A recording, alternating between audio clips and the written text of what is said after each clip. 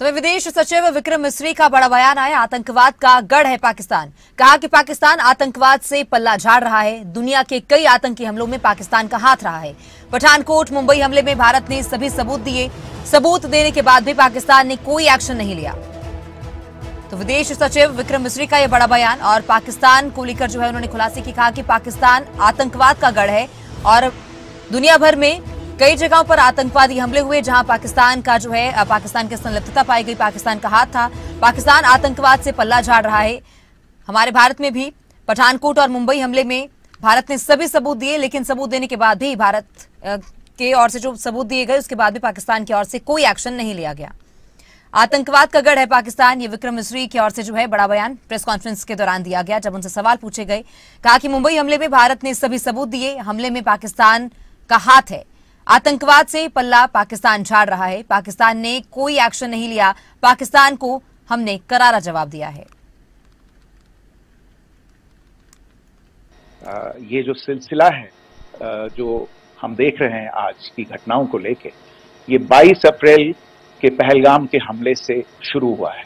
Escalation वहां पे हुआ है और उस एस्केलेशन का जवाब भारतीय सेना ने, भारतीय फौज ने कल अपने एक्शन से दिया है।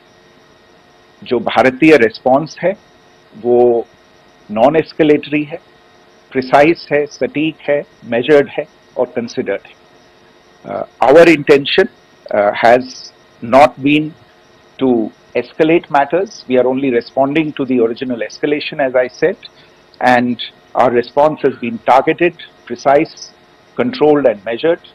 Only no military targets have been selected. Only terrorist infrastructure in Pakistan has been hit. संयुक्त राष्ट्र की सुरक्षा समिति में जब पहलगाम के हमले को लेके एक प्रेस वक्तव्य जारी करने की बात चल रही थी, तो आप सोचिए किस देश ने टीआरएफ का, द रेजिस्टेंस फ्रंट का उसमें मेंशन किया जाना, उसको अपोज किया। पाकिस्तान ने। This was after the fact that the TRF claimed responsibility for this attack not once but twice within a few hours after the incident on the 22nd of April.